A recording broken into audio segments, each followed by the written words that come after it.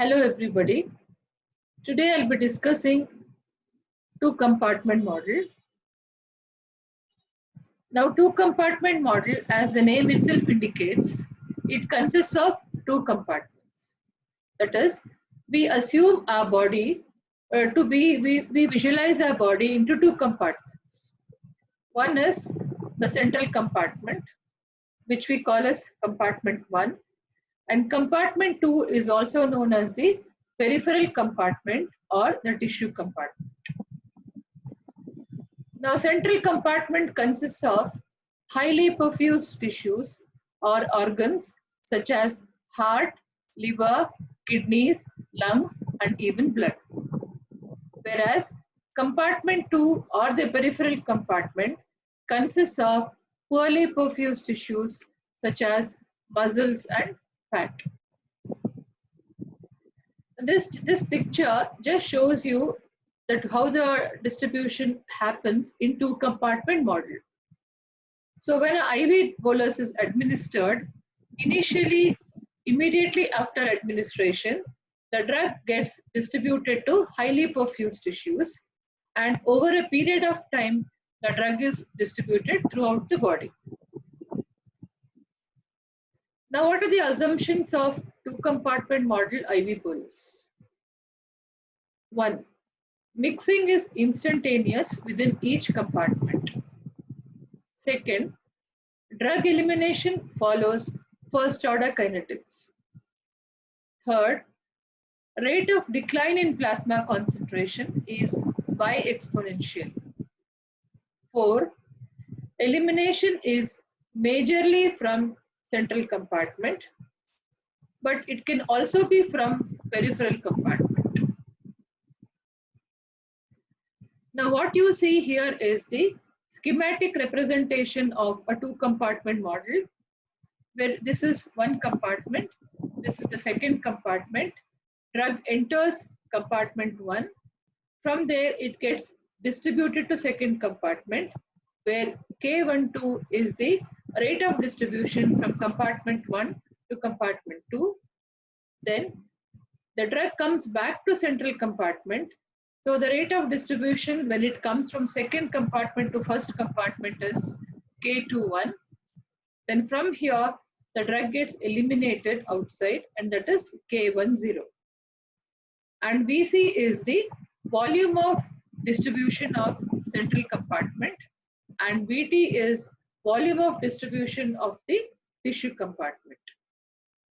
And this graph, what you see, is the typical second compartment model graph, where you can see the distribution phase as well as the elimination phase when you plot log of plasma concentration versus time.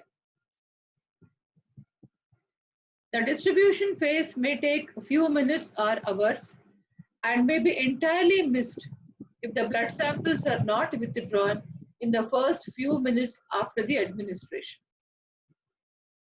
The rate of change of drug concentration in the central compartment is given by the equation dCC by dt is equal to K21 into Ct minus K12 into Cc minus K10 into Cc. Here Cc is the concentration of the drug in the central compartment. K21 is the distribution rate constant when the drug is moving from second compartment to first compartment. K12 is the distribution rate constant when the drug is moving from first compartment to second compartment. K10 is the elimination rate constant, and Ct is the concentration of the drug in the tissue compartment. The rate of change of drug concentration in the tissue compartment is given by the equation dCt by dt is equal to K12 into Cc minus K21 into Ct. Now when we integrate equation 1 using Laplace transforms, it leads to bi-exponential equation for plasma concentration as a function of time.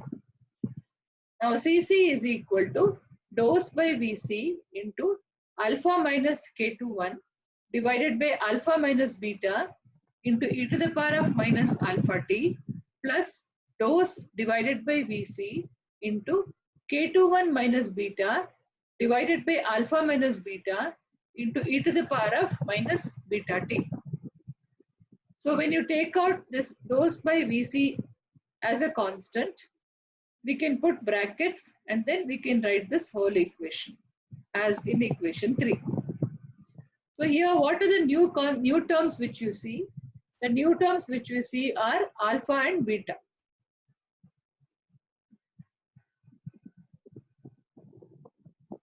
Now suppose we call dose by Vc into alpha minus K21 by alpha minus beta as A and dose by Vc into K21 minus beta divided by alpha minus beta as B. We can write the equation as C is equal to A into e to the power of minus alpha t plus B into e to the power of minus beta t. This is known as the bi-exponential equation for a second compartment IV bolus.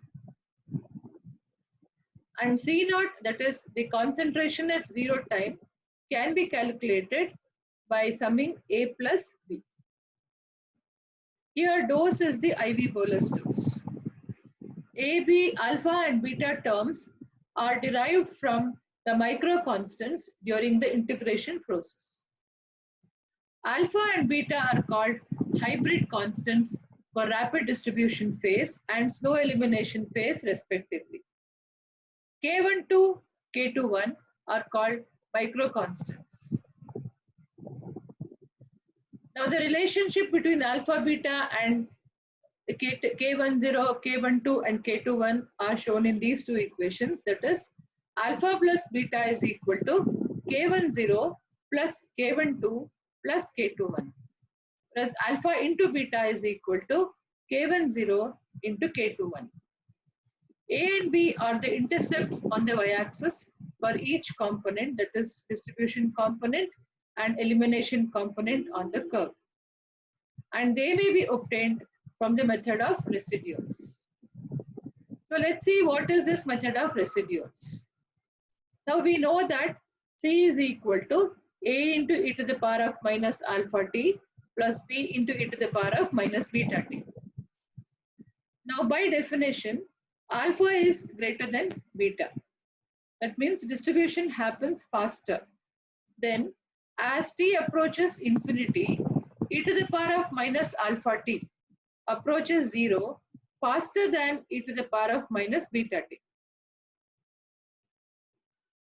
Then the above equation, equation 5, can be written as C cap is equal to B into e to the power of minus beta t. So the C cap is the concentration after a period of time. Now taking log of equation 6, we can say log C cap is equal to log B minus beta t divided by 2.303, where C cap is the back extrapolated plasma concentration value. Now if you plot this graph, that a semi-log plot of log cap versus time yields a straight line with a slope of minus b divided by 2.303 and y-intercept value of b. Now t half is equal to 0.693 divided by beta. T half is known as the terminal half-life. Now C residual can be obtained by subtracting the C cap, that is extrapolated concentrations, from the actual plasma concentrations. So C residual is equal to C minus C cap. So C residual is equal to, we know that C is equal to A into e to the power of minus alpha t plus B into e to the power of minus beta t minus B into e to the power of minus beta t. Now this B into e to the power of minus beta t and this get cancelled. So we have C residual is equal to A into e to the power of minus alpha t.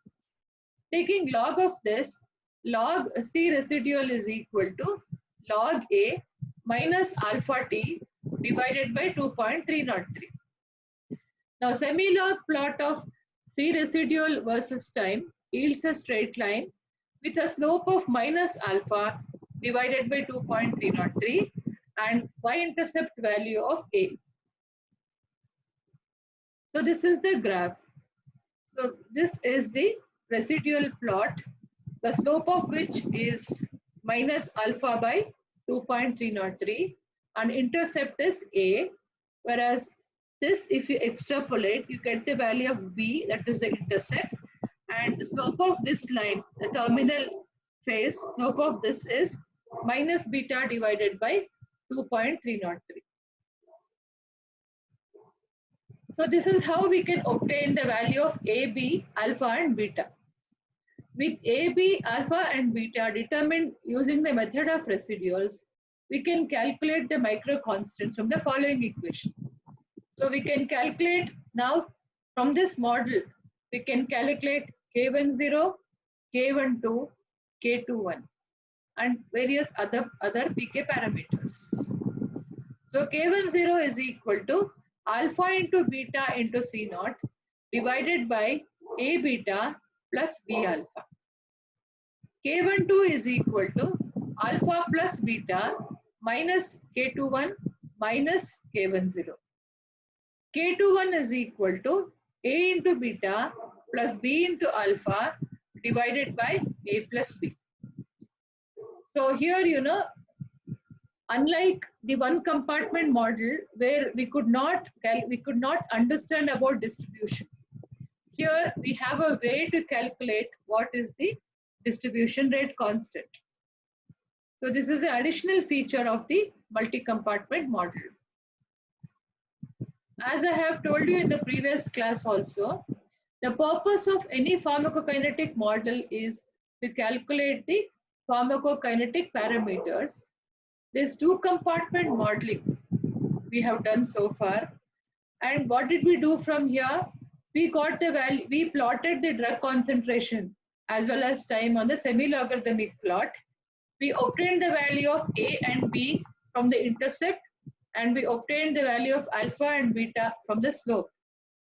And using the values of AB and alpha beta, we were able to get the values of K10, K12 as well as K21. And we can also get these other parameters like T half is equal to 0.693 divided by beta.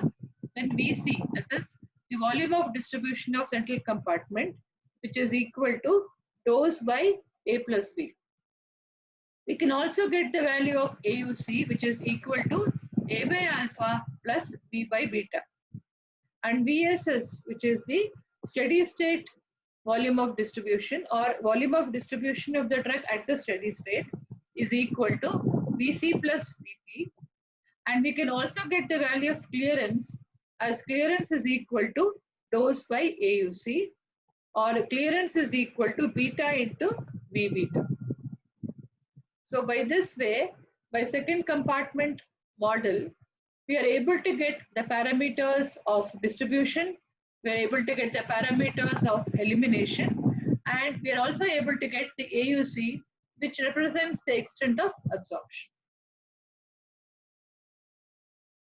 So thank you. I hope you understood the concept of two compartment model, the assumptions of two compartment model, schematic representation of two compartment model, graphical representation of two compartment model, derivation of the bi-exponential equation of two compartment model, the residual method for calculating AB alpha beta, and how using this AB alpha beta we can get some of the pharmacokinetic parameters. Thank you.